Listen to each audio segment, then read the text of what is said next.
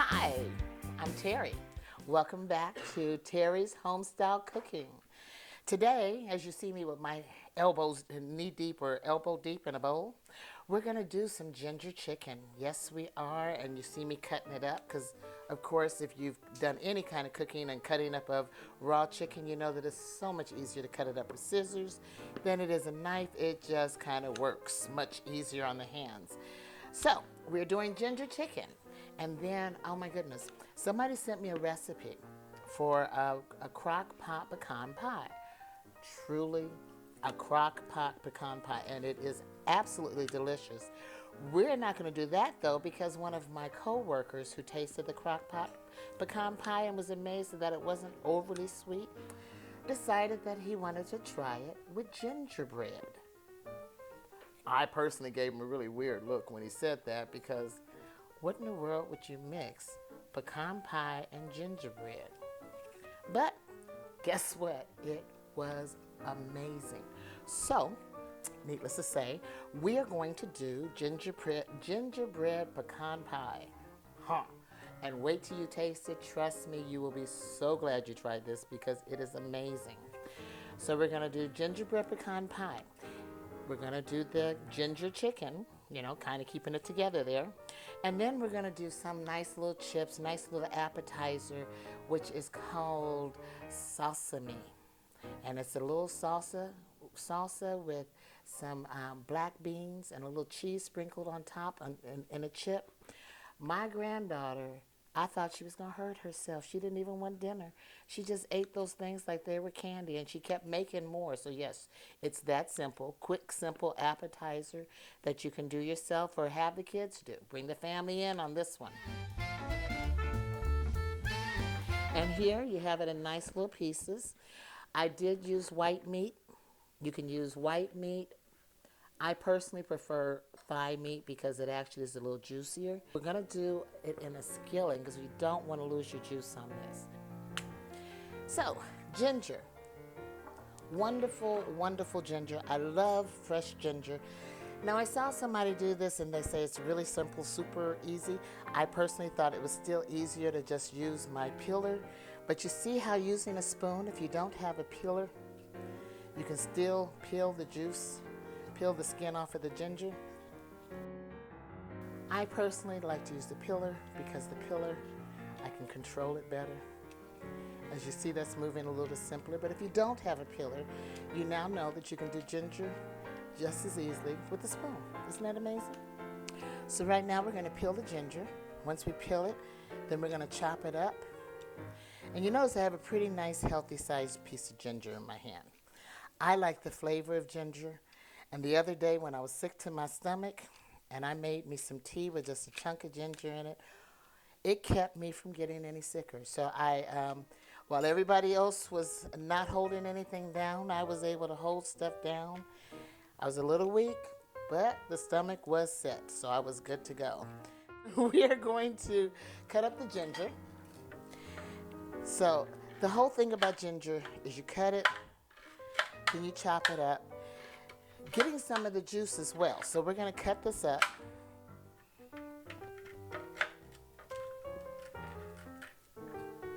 And then I'm taking this wonderful handy dandy thing I have here, because no, ginger is not tender. It is not tender and pliable. It kind of makes you work for it. All I say is watch your fingers while you're doing this. That's chopped up good enough. We're going to throw it in here, into the bowl, and then we're going to start adding a bunch of stuff in here. I am also squeezing the ginger because by squeezing it, I'm squeezing some of the natural juices out of it, which is where all the potency is. So I'm going to take this, throw it all in there, and now we're going to have fun and add the rest of the goodies that go in here. So we have sake. Yes, for my recipe, we're using sake. And I say be liberal, have a good time with it, because when you put alcohol in your food, it actually cooks out. It does not have the alcoholic strength once you cook it. We're going to add some soy sauce. Now, the first time I did this recipe, and you'll probably hear me say this pretty often, it didn't have enough potency for me or my daughter, actually. The grandkids loved it, but they couldn't tell that it was ginger. So if you'll notice, I actually put, well, you don't know because you weren't there the first time, but I actually put more of the ginger in here than I did the first time, and I actually added in more of the sake and the soy sauce. So here we have some garlic, we have ginger, we have sake, we have soy sauce, and now we're going to add honey in there. Just mix it all up and let it sit in here and marinate until we're ready to cook it. Marinate it for about 30 minutes. We're going to take the honey, pour the honey in here. Then we're just going to mix it all up and let it marinate. That's going to give us a sweet and savory feel. Delicious, delicious, delicious. And here we have everything mixed up. So now we're getting ready to cook the ginger chicken. Now that it's marinated for a good 30 minutes. We're going to coat the pan with oil.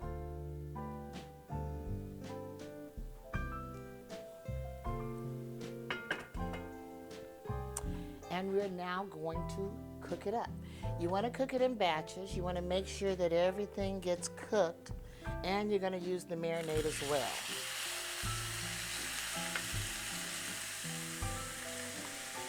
So you want to cook it on a medium temperature, medium to low, and let it cook on both sides of the meat and get well cooked without being overcooked. So we'll just let that cook for a little bit and get started on our salsa and our chips and keep everybody happy with some food in their stomach in the meantime. I am alternatingly putting broken chips in my mouth and whole chips in here. You want the ones that look like bowls. We're getting the ones out that are broken. Won't do you any good because it's a little tostada bowl type thing. We're going to take a handful. Once again, I used a can of beans. We're just going to take a little bit and put some in each one. I used the can of beans and I went ahead and rinsed them off very good. It is better to have a can of beans than it is to do the fresh made beans, because in this case, if you put all the spices in there that you normally do when you're cooking beans, then you would have something that had a little bit too much going on. So, a little bit of salsa, and this time I am using a mild salsa. This is something that is nice and quick and easy to do, as you see how fast it is. And it is healthy, and it is good. We're going to sprinkle some cheese on them. Now, if you want to, at this point, you can throw these in the microwave for just 10-20 seconds, just enough to melt the cheese, or you can serve them as is. They're nice and pretty and festive and delicious. Now, for the gingerbread pecan pie, we're going to do 1/2 cup of sugar, and then we need 1/2 cup of butter. And yes, I buy butter in bulk because I cook and I use a lot of butter. So, and to me, because I go through so much butter, this is so much cheaper. So, we have 1/2 cup of butter. And yes, the sides of this paper actually have the markings on it. So it helps me make sure that I'm using the right amount. We now need 1 egg. And I'm so good. I like it when a plan comes together. 1.5 cups of molasses. Now, there are different kinds of molasses. And of course, just because I'm talking to you about it, I can't tell you exactly what they are. But you need to take a look and see, because this is one of the unsulfured. Unsulfured molasses is one of the sweeter forms of molasses. Hate to be giving everybody else, giving them some airtime here, but it's because of it being unsulfured molasses. That's the one that I want to use for my pies or my cakes, because it is a sweeter form of molasses. We need 2.5 cups of flour.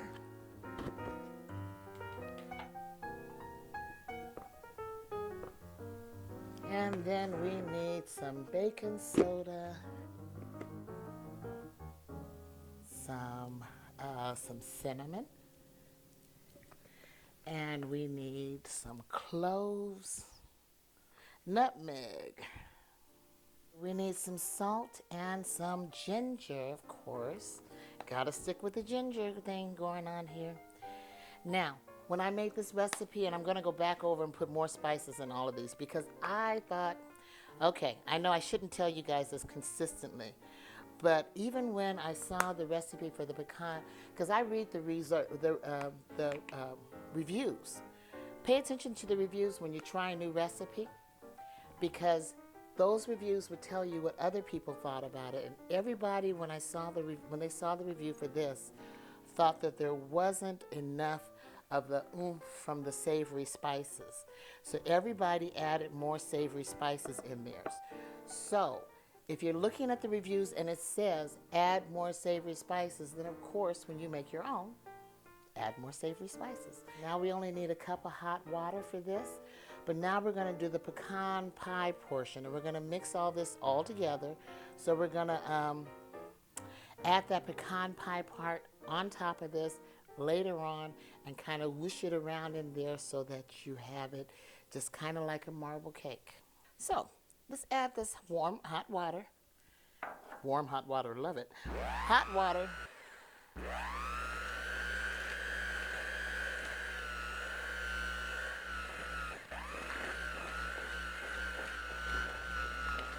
Here we have that mixed up. That is the gingerbread. In order to prepare my pan, I'm going to put a little bit of oil in each one, even though these are non-stick. And then I'm going to do something different. Normally when you bake a cake, you know, they tell you to powder the pan, just put some powder on it. Well, you know, that really doesn't make your cake come out looking very nice.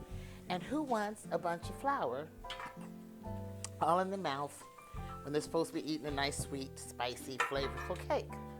So what I do is I use powdered sugar to coat my pans. So here we dust the pan. Dust it liberally all the way around the sides, if you can get it up on the sides. And you see that? Because at least this way they're going to get a nice flavorful taste of the sugar and not flour taking away from the taste of your cake. Besides this gingerbread, now this is a cake that's going to be really good if you want to put some ice cream on top of it or do something like that. You're going to love this. It's nice and sweet and savory. We have another pan here. We're going to put this into this pan. We're going to put some of this. We're not going to put too much. We don't want it to overflow because we are going to add in a whole nother thing with the sweet pecan. So we're going to spread this around in the pan, smooth it out a little bit because you're going to add that other recipe of stuff on here. Spread it out, get it to all parts of the pan, and then we'll mix up the other part. We're starting on the pecan pie portion. I have my sugar and my dark caramel syrup in here. I'm going to add 3 eggs. Then I'm going to throw some more butter in here, a half a cup of butter. I need a little bit of vanilla, and we have some vanilla here. So we have a little bit of vanilla. And add 2 cups of pecans. We're just going to break them up here. I like to just crumble them by hand. We're going to be very generous with our pecans, break them up. Then I'm going to blend this up, and we're going to pour it right on into the other stuff that we have already in the pan. This is a 2 combination thing. So yes, we are making separate a pecan pie and the gingerbread, making 2 separate things and putting it together and coming out with one scrumptious dessert. I never thought it would have been this good, but it really is very good.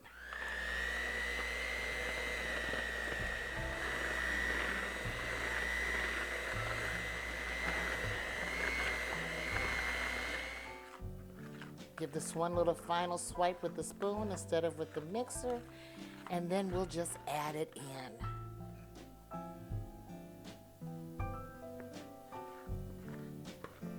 Oh, that looks really kind of awful, but it tastes really good. So after it finished looking awful, and we get it in the oven, And you see me mixing it. I'm actually just kind of stirring it up a little bit, mixing it up so that it gets it all the way through there. We're going to put this in the oven and we'll let it cook for about 30 minutes. Here we have the chicken.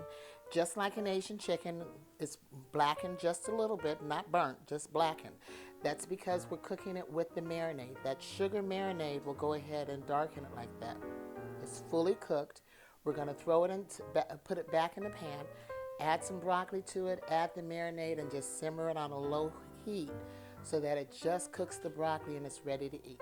I don't really like the consistency of brown rice, so I tend to add vegetables. I want to add in bell peppers and green onions and celery, things to break it up, to add flavor to it and change up the consistency. Otherwise, if you're fine with brown rice by itself, just go ahead and go with the regular brown rice. Throw some mushrooms and asparagus, whatever you want to do, have at it. We're going to cook this broccoli down for just a little bit with the chicken. We got enough juice in there to keep it from getting dried out. If we had some rice, it would be perfect to put this on top of the rice. But we don't have any rice. We'll cook it for a little while, just long enough for the broccoli to get just a little bit past being raw, and we'll be ready to eat. So, and here we have our finished product of the chicken, the ginger chicken, which I wish you could smell this. It smells absolutely amazing. Normally I would say garnish it with some celery, some green onions, and some sesame seeds. Don't have the sesame seeds with me today. It really looks really pretty when you do all this and you have the white rice or the brown rice, the nice color contrast. And then we'll throw some of this on, see. This is panko, which actually has no calorific content, but it does make it look nice and pretty, and it is easy on the stomach. For our meal today, we have the ginger chicken, which is we did it with broccoli instead of doing it with rice or over pasta or over brown rice even. So we have this here, the ginger chicken, the ginger pecan pie. You can put some ice cream over the top, some whipped cream, or just eat it plain. It is absolutely delicious. And we have our salsa chips, which have dwindled down a little bit since they were first prepared.